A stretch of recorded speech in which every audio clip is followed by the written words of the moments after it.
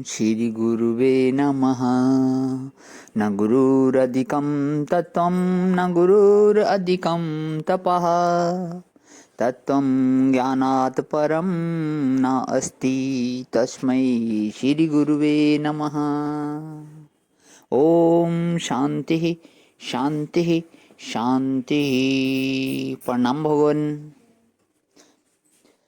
मांडुक्य कारिका प्रवचन वैतथ्य प्रकरण से भगवान हमारा जो है स्वामी श्री अखंडानंद सरस्वती जी महाराज का दिव्य ग्रंथ और प्रस्तावना चल रही है पेज नंबर 14 से।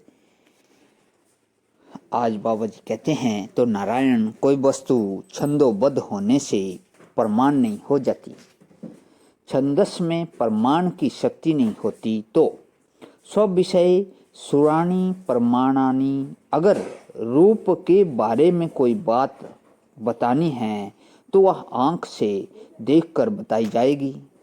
भले ही दूरबीन लगाओ, खुर्दबीन लगाओ, लेकिन गंध के बारे में बताना हो तो आंख बिल्कुल बेकार,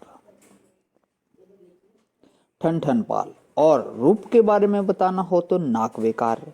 तो इसका मतलब हुआ कि गंध के बारे में नाक प्रमाण, रस के बोर में जीव प्रमाण, रूप के बारे में आंख प्रमाण, स्पर्श के बारे में त्वचा प्रमाण, शब्द के बारे में कान प्रमाण, लेकिन ये पांचों जिसमें होवें उसके बारे में कौन प्रमाण?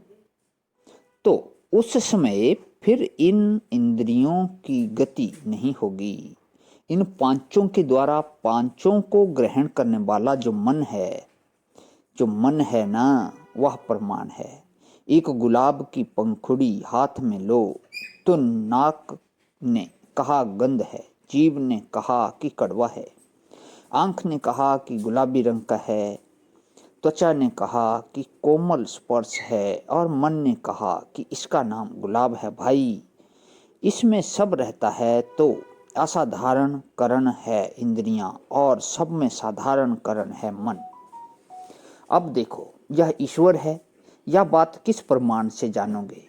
आंख से तो पूरा ईश्वर दिखाई नहीं पड़ेगा, नाक से पूरा ईश्वर सूंघा नहीं जाएगा, जीभ से पूरे ईश्वर को चाट कर पता नहीं चलेगा, त्वचा से छूकर ईश्वर का पता नहीं चलेगा।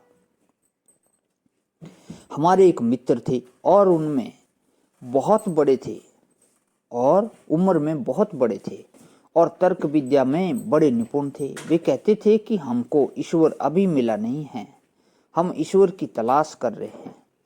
तो मैंने पूछा कि बाबूजी, कैसे पहचानोगे कि ईश्वर यह है? बोले कि ईश्वर उसको कहते हैं जो सृष्टि बनावे, सबका पालन पोषण करे और संहार करे।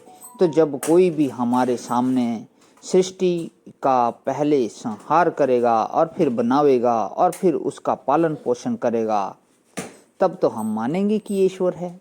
और अगर हमको यह करके न दिखावे तो हम उसको ईश्वर मानेंगे ही नहीं। तो मैंने पूछा कि अच्छा बाबूजी, जब वह सृष्टि का प्रलय करेगा तो तुम्हारे शरीर को, इंद्रियों को, मन को छोड़कर प्रलय करे कि इनके सहित प्रलय करे? तो बोले कि देखो, अगर इनको छोड़कर प्रलय करेगा तब तो ईश्वर होगा ही नहीं, और इनके सहित प्रलय कर देगा तो मैं देखूंगा कैसे? तो इसका मतलब है कि हमारा ईश्वर जो है वह इस तरह तलाश करने से नहीं मिलेगा। ईश्वर को ढूंढने की पद्धति कुछ और है। अच्छा, कोई कहे कि हम देखेंगे कि ईश्वर सृष्टि कैसे बनाता है, तो वह तो भूत में सृष्टि बनाई। अब वहां तुम्हारी बुद्धि कैसे पहुंचेगी? अनादि भूत, भूत के भी पहले, उससे भी पहले, उससे भी पहले अनादि सृष्टि ईश्वर ने कैसे बनाई? वहां तुम्हारी बुद्धि कैसे पहुंचेगी? अच्छा, अंत में प्रलय कैसे होगा? वह भविष्य तो अनंत है, वहां तुम्हारी बुद्धि कैसे पहुंचेगी? तो असल में ईश्वर को देखने की जो रीति है वह दूसरी है।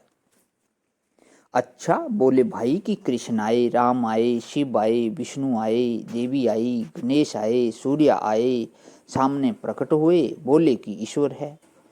तो उनको तो सृष्टि, स्थिति, प्रलय करते किसी ने देखा ही नहीं है, और वे नन्हे से महाराज एक देश में खड़े हैं और एक काल में प्रकट हुए हैं, और एक तो उनका रूप है, यह कैसे मालूम पड़ेगा कि 3.5 हाथ देश में खड़ा जो व्यक्ति है यह देश को बनाने वाला है, यह 50-100 वर्ष की उम्र को जो लेकर आने वाला है, यह काल को बनाने वाला है।